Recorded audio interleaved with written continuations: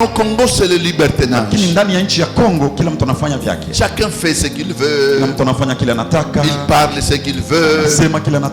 Il vient à l'église quand il veut. Il sort de l'église quand il veut. Donc, tout, il n'y a pas quelque chose qui est vraiment réglementé. Quand on vous dit que les cultes commencent à 6h30, ne croyez pas que toi qui viens à midi, qui viens à 8h, tu auras les mêmes bénédictions que moi qui suis venu à 6h. Usiamini kama wambo likuwa na 8h utakuwa na baraka sawa sawa na yule ambaye alikuja na 6h30. Toute chose se cote devant Dieu. Kila kitu inakuwa napewa mazima mbele ya Mungu. C'est parce que l'homme s'est familiarisé avec Dieu qu'il ne sait pas que le dimanche, ça se prépare, mes amis. Ça se prépare. C'est un grand jour. C'est Dieu qui vous a sauvé, qui vous a gardé toute la semaine, 6 jours. Et le 7e jour, vous devez lui être reconnaissant. Vous devez préparer la semaine en offrande. Tout se prépare. On ne vient pas comme ça seulement à la sauvette. Non, ce n'est pas comme ça qu'on vient devant Dieu.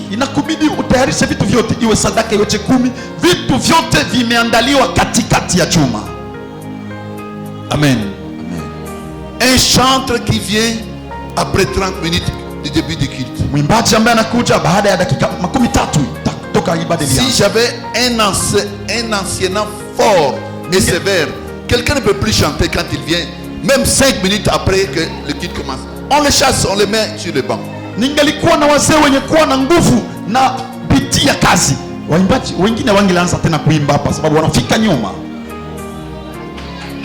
quand on a commencé, vous êtes diacre. Vous avez n'importe quelle activité dans l'église. Vous venez 30 minutes avant le début du culte. Votre retard est accusé par rapport aux minutes d'avant le culte.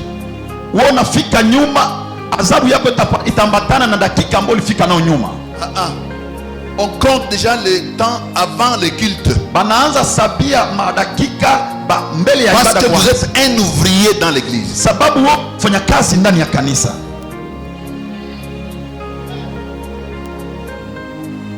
Amen. Ces choses-là, nous devons faire le recours à ces choses-là. Nous devons. Parce que dans certaines choses, Dieu peut ne pas reconnaître ta foi. Peut ne pas reconnaître ta présence dans le culte. Parce qu'il voit chaque jour tu es toujours négligent et tu n'es pas fidèle. Même dans de petites choses seulement, tu es infidèle.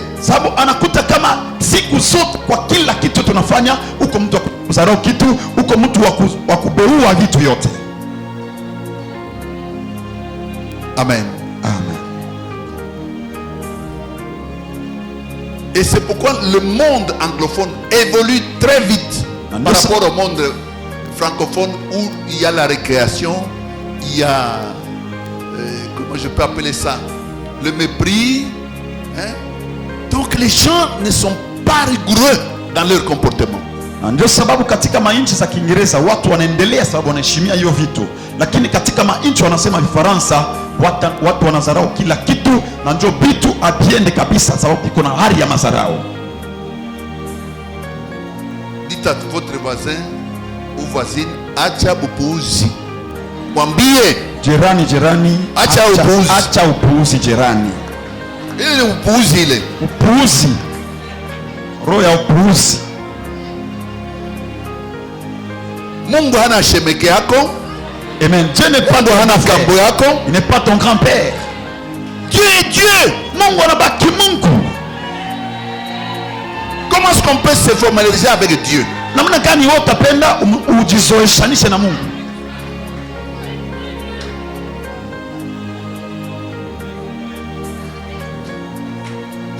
Acha, elle oppose. Laisse la négligence. Acha, elle oppose. Acha upuuzi.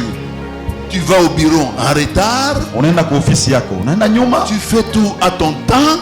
Unafanya kila kitu unapenda kwa wakati. Ça c'est quel monde? Comment Dieu peut bénir un tel peuple? Hilo ni hali gani? Namna gani Mungu atabariki taifa kama na hilo? Comment? Namna gani? Le Congo a beaucoup de problèmes. Kongo ina mashida mengi sana. Il faut encore reciviliser les Congolais. Naomba tena kusukula vichwa ya Wakongomani. Et nous amenons encore ce comportement même dans l'église. Na hiyo tabia na akili tunaileta tena ndani ya kanisa. Amen. Dites encore à votre voisin, acha upuuzi. Sikia jirani, jirani, acha upuuzi. Sikia. Alors,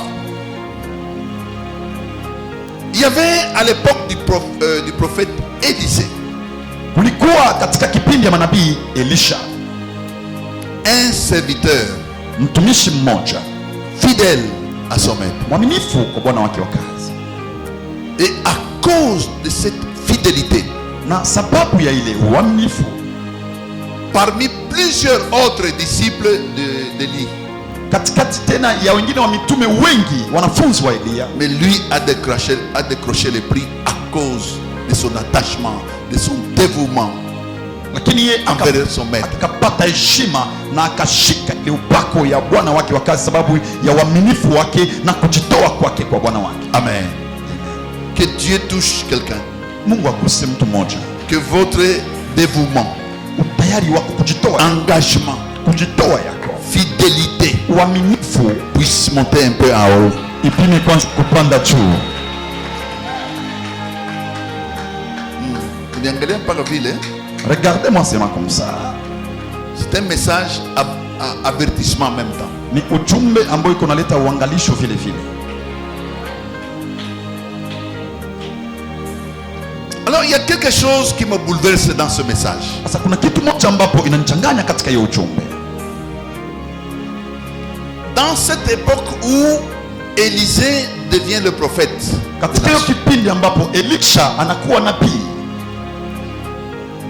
on nous dit qu'il y avait plusieurs autres fils de prophètes. unatuambia kama kulikuwa wengine wana wengi wa manabii. Donc la prophétie, c'est tout c'était tout comment je peux dire, c'était organisé comme une petite cargaison, Kusema unabii ilikuwa ishatengenezwa kama vile un groupe, kikundi moja ya watu, une école, masomo moja des centaines de personnes ya mia za watu qui étaient dans cette école, ambao walikuwa katika hiyo shule, qui étaient dans cette formation ambao walikuwa katika hiyo majifunzo, et qui devenaient na walikuwa nakuja plus tard des prophètes. baada yake manabii. Alors, Sasa ce qui va se passer yale ambayo itafanyika est écœurant, ni kitu ya kuluma sana ndani, et touchant. ya kugusa moyo. Un des prophètes Mmoja wa manabii décède. akafa, Il a laissé une famille. akaacha jamaa, Mais il a laissé une famille, tout un serviteur de Dieu, avec des dettes. lakini akaacha jamaa mzima. Mtumishi wa Mungu mwenye kujiheshimu anaacha jamaa na madeni. Quel genre de dette? Ni aina gani za deni?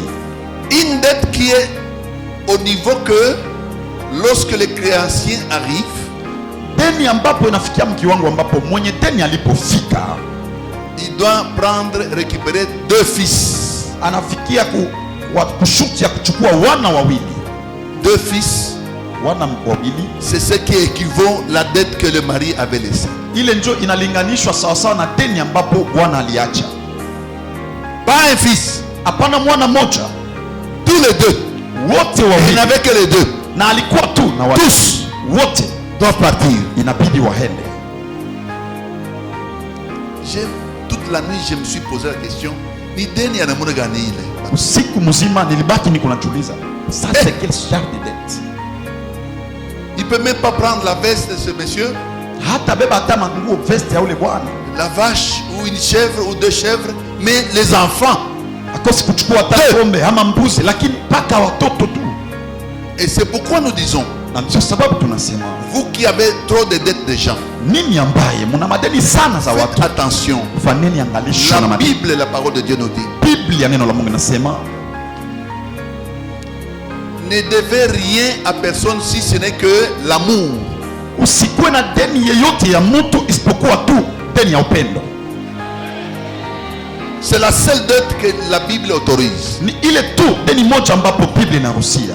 Faut pas unaenda hapa unabeba deni, unaenda hapa unabeba deni, unabeba hapa aulipe, unabeba hapa aulipe, unaenda huku aulipe, et tu es là comme un gangster. We na madeni tele, lakini uko ngume, hautingisike na una zamiri. Même si tu n'es plus là, Hata kama uko ta taifa, famille paiera. jamaa yako italipaka tu. Les arrières et arrières enfants vont payer cette dette. Wajukuu yako, wajukuu na wajukululu batalipaka zile La madeni. solution d'une dette, c'est payer, c'est tout. Ile jibu ya deni kumaliza kuleta amani ni kulipa tu deni. Faut pas fuir, Usikimbie, mais chercher lakini tafuta à payer. ulipe. Amen. Amen. On croyait qu'avec la mort de cet homme, la dette est terminée. Waliamini kama akifa deni itamalizika. Naïch. Mais un jour, Lakini siku moja la Bible dit, Biblia inasema on a vu surgir les créanciers. wakaona mwenye deni anafikia. Nous avons un Dieu merveilleux. Tuko na Mungu wa mzuri sana. Il vient, Anafika, il réclame 2 fils. anadai wana wawili, Et la femme ne savait quoi faire. na mwanamke hakujua afanye nini. Si le mari n'a pas payé, mais qu'est-ce qu'elle va faire? Kama tu bwana alishindwa kulipa, yeye mama atafanya nini? Heureusement, Heri kwake, il a vu passer akaona akipita l'homme de Dieu, le prophète Élisée.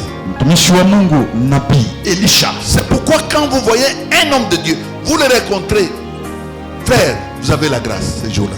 Ndio maana mpendwa, unapoona mtumishi wa Mungu anapopita na unakutana naye, ndugu yangu, uko na neema. Chose qui m'étonne, Kitu kinanishangaza, même Jésus, les gens ne le connaissaient pas tous. hata Yesu watu wote hawakuwa wanamtambua. Sinon, on ne pouvait pas corrompre quelqu'un pour dire, désignez-nous où est Jésus. Kama sivyo hawangeletaka rushwa kwa Yuda kusudi waende wabaoneshe ni nani Yesu, Parce qu'il était là. sababu alikuwa hapo Mais les gens ne savaient pas le découvrir. na watu walikuwa wanajua kumgundua kati ya watu. Même aujourd'hui, Hata leo quand je passe sur les rues, napopita njiani, beaucoup de gens ne me connaissent pas. watu wengi hawanitambua, Il faut qu'on me salue. Eh, papa Pogne, c'est alors que Bato Anasiduka. Eh, je papa Pogne. inaomba wanisalimie, papa ponyo jambo, njoo watu wote Dieu wanasikia. ne donne pas à chacun la grâce de me connaître. Mungu apatiake kila mtu neema ya kunitambua mimi. Même au temps de Jésus, Hata kwa muda wa ce n'était Yesu pas tout le monde qui avait la grâce de connaître Jésus ou d'entrer en contact avec Jésus. Personne. C'est pas haikuwa watu wote walipata neema ya kukutana na Yesu ama neema ya kumtambua kama ni huyu anakuwa Yesu. vous qui êtes avec moi ici. Ninyi ambaye mko pamoja nami hapa, Réjouissez-vous, vous avez beaucoup de grâce. furaheni, furaheni sababu mlipokea neema. Yes. Je vous dis la vérité. Niambia ukweli,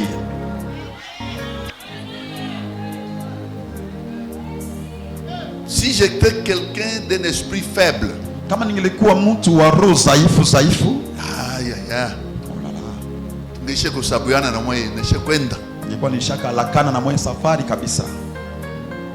Oui, il y a des serviteurs qu'on peut acheter avec l'argent comme ça. Huko watumishi ambao wanaweza kuwanunua hata na pesa hivyo. Moi en Zambie, on m'a proposé Baba huko Zambia à walimpatia Lusaka de me prendre nationalité, tous les avantages, tout ça. kule Zambia, wanampatia akuwe mtu wa Zambia, wanampatia makarte, wanampatia pesa, vitu vyote. J'ai dit non, Dieu ne m'a pas encore dit ça. Akasema hapana, Mungu hajawahi Je kuniambia ne hivyo. peux pas prendre quelque chose Siwezi chukua kitu que Dieu ne m'a pas autorisé. ambapo Mungu akuniambia. C'est pourquoi quand je prends votre offrande, Ndio maana ninapochukua pesa kuna sadaka bahati yako, kabisa. uko na baraka. Il y a des choses que je refuse. Kuna watu ambao nakatalaka, Kuko bitu, kuko vitu mimi nakatalaka. y a des offrandes que je refuse. Kuko sadaka mina katalaka. Moi, Mimi. je l'ai dit devant Dieu. J'ai refusé l'offrande pendant 2 ans dans cette église. Nilikatalaka sadaka mwi kanisa miaka 2. Si tu doutes, demandez à son père Lukaya, papa Antoine Lukaya. Demandez-lui. Kama unabisha mulisi baba yake papa Lukaya. Il va vous dire cette histoire. Atakwambia historia. J'ai fait 2 ans. Nilifanya miaka 2. J'ai refusé l'offrande. Nilikuwa nakataa sadaka. Tout ça. Nasema yoyote. J'ai travaillé comme ça avec joie. Nilitumika hivi. Avec joie. Na furaha yote.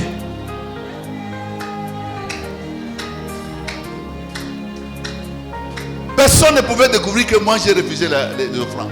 Hakuna mtu angeligundua kama mimi nilikataa pesa. Quand mtu mwenye hana tamaa ya franga niko ndani ya barabara. Sikalaka na tamaa ya franga. Amen. Sina nayo hata karibu. Sina nayo. Gloire au Seigneur. Amen. Si j'étais de ce genre, kama ningelikuwa haina ile, je ne pouvais pas être dans cette ville. Singelikuwa katika hiyo mji.